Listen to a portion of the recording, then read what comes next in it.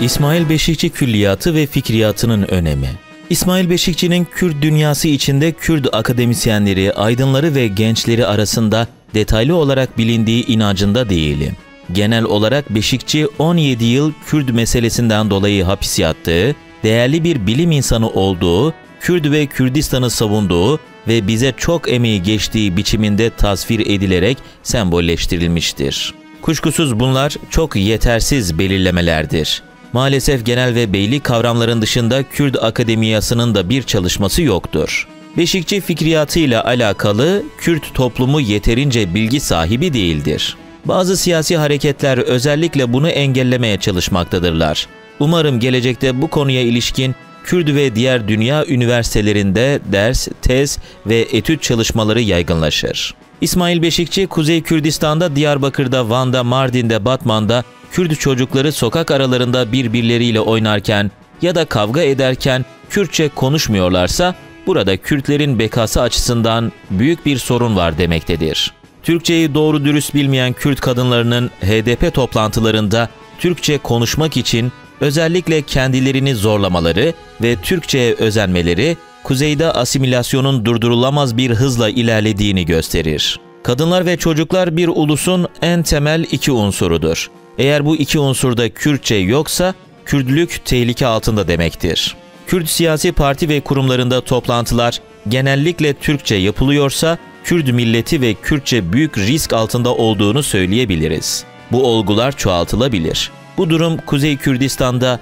milli bilincin çok zayıf olduğunun somut göstergeleridir.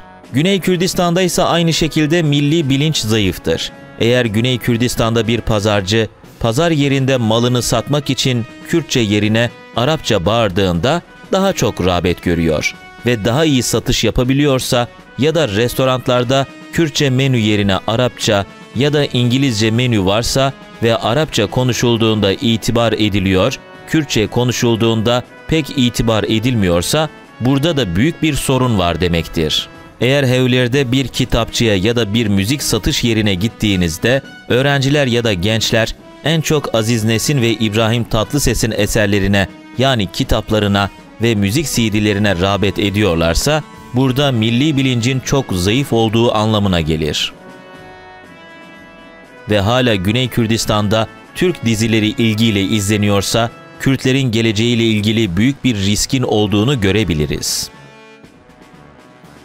Görüldüğü gibi bütün bu olgulardan anlaşıldığı üzere hem Kuzey Kürdistan'da hem Güney Kürdistan'da milli bilinç çok zayıftır. Sadece Güney Kürdistan'ın avantajı Kürtlerin genel olarak Kürtçe konuşmalarıdır.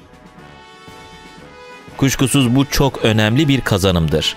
Bunun dışında milli bilinç, milli ruh, milli duygu ve milli mefkure konularında her iki parça da çok zayıftır. Bu teşhisi koyarak yola çıkarsak İsmail Beşikçi fikriyatının Kürtler için ne kadar çok gerekli olduğunu görürüz. Beşikçi fikriyatı bahsettiğim bütün olguların panzehridir. 46 eserin ve yüzlerce metnin olduğu çok zengin bir külliyattan ve bunun oluşturduğu fikriyattan bahsediyoruz. Beşikçi fikriyatı ekte sunduğumuz 46 eserdir. Bu eserlerin her biri bir ders olacak niteliktedir. İsmail Beşikçi külliyatı ulus, vatan, toplum, toprak ve tarih bilinci açısından çok zengin bilgi, belge ve verilere sahiptir. 60 yıllık bu zengin birikimin Kürt akademisyenlerince tez ve etüt çalışmalarına aktarılması ve Kürt öğrencileri için ders haline getirilmesi gerekir. Bilindiği ve bahsettiğimiz üzere Sokrates'in yazılı eseri olmamasına rağmen ardılları ve öğrencileri Sokrates felsefesini okul haline getirdiler. Bu nedenle İsmail Beşikçi fikriyatının Kürt bilim ve milli okuluna dönüştürülmesinin en çok Kürt milletinin ve mazlumların çıkarına olacağı açıktır. Buradan baktığımızda bu kadar zengin bir külliyat ve onun oluşturduğu fikriyatın kamusal alanda okula dönüştürülmemesi sanırım bizim eksikliğimizdir. İsmail Beşikçi Vakfı çalışması kamuya hizmet eden lokal bir çalışma olduğu için genel kamu çalışmasının dışında tuttum. Ahmedi Hani Külliyatı ve Düşünce Sistemi, klasik Kürt Milli Okulu olarak ilan edilmesi gecikilmişse, bunda biz Kürtlerin eksikliği söz konusudur. Ahmedi Hani Külliyatı, çok zengin tarih, toplum ve ulus bilinci içermektedir. Ahmedi Hani, Kürt milletinin kültür pınarı, ulus inşacısı ve filozofudur. Bunu kısaca anlattım. İsmail Beşikçi bana göre Ahmedi Hani'nin bugün yaşayan ruhudur. İsmail Beşikçi bunu hak etmiş bir bilim ve düşün insanıdır. Bu nedenle Beşikçi fikriyatı ve Ahmedi Hani fikriyatı, Kürt dünyası içinde ekol ve okula dönüştürülmesi, ayrıca Kürdistan'ın eğitim sisteminde ders olarak okutulması gerekmektedir. İsmail Beşikçi Külliyatı, Doğuda Değişim ve Yapısal Sorunlar, Göçebe Alikan Aşireti, Doğan Yayınevi 1969, Doğu Anadolu'nun Düzeni, E-Yayınları 1969, Bilimsel Yöntem, Üniversite Özerkliği ve Demokratik Toplum İlkeleri Açısından İsmail Beşikçi Davası 1, Komal Yayınları 1975, Bilim Yöntemi, Komal Yayınları 1976, Kürtlerin Mecburi İskanı, Bilim Yöntemini Türkiye'de Uygulama 1, Komal Yayınları 1977, Kürtlerin Mecburi İskanı, Bilim Yöntemini Türkiye'de Uygulama 1, Komal Yayınları 1977, Türk Tarih Tezi, Güneş Dil Teorisi ve Kürt Sorunu, Bilim Yöntemini Türkiye'de Uygulama 2, Komal Yayınları 1977, Cumhuriyet Halk Fırkası Tüzüğü 1927 ve Kürt Sorunu, Komal Yayınları 1978, UNESCO'ya Mektup, Denge Komal 1983, Tunceli Kanunu 1935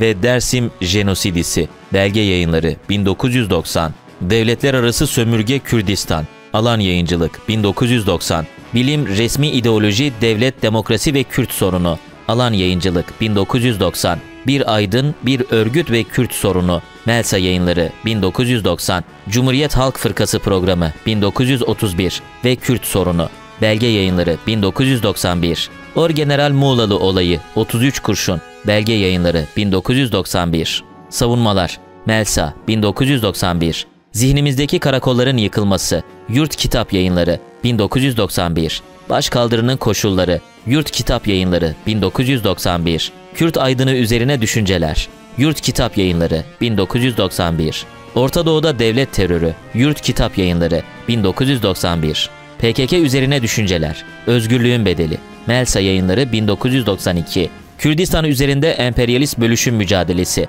1915-1925, Yurt Kitap Yayınları 1992, Doğu mitinglerinin analizi, Yurt Kitap Yayınları 1992, Doğu Anadolu'da göçebe Kürt aşiretleri, Yurt Kitap Yayınları 1992, Kürt toplumu üzerine, Yurt Kitap Yayınları 1993, Bilincin Yükselişi, Yurt Kitap Yayınları 1993, Kendini Keşfeden Ulus Kürtler, Yurt Kitap Yayınları 1993, Mahkemelerin Açtığı Yol, Yurt Kitap Yayınları 1993, İsmail Beşikçi Davası 1, Danıştay Davaları, İddianame, Esas Hakkındaki Mütalaa, Yurt Kitap Yayınları 1993, İsmail Beşikçi Davası 2, Savunma, Yurt Kitap Yayınları 1993, İsmail Beşikçi Davası 3, Gerekçeli Karar, Yurt Kitap Yayınları 1993, İsmail Beşikçi Davası 4, Yargıtay'a Başvuru, Yurt Kitap Yayınları 1993, İsmail Beşikçi Davası 5, Yargıtay'ın onama kararı ve tasihi karar,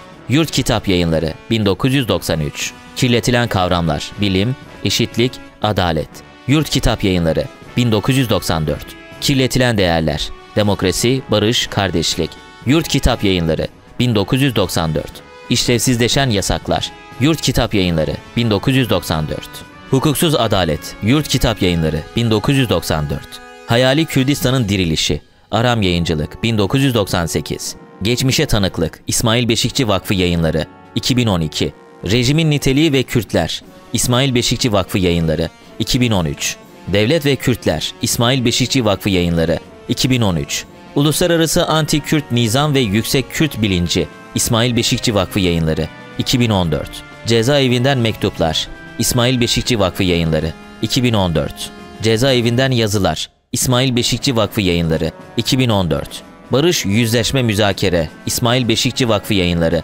2016, Kürtler ve Geleceğini Belirleme Hakkı, İsmail Beşikçi Vakfı Yayınları 2017, Söz Konusu Vatansa Bilim Teferruattır, Anılar, İsmail Beşikçi Vakfı Yayınları 2021, Hakkında Yazılanlar, Malmisaniş, Söyleşi, Bu Kürtleri Nereden Çıkardın İsmail Beşikçi, Vate 2009, Mehmet Emin Bozarslan, İsmail Beşikçi ile Uluslararası Dayanışmanın Belgeleri. Çeviri Şirin Bozarslan.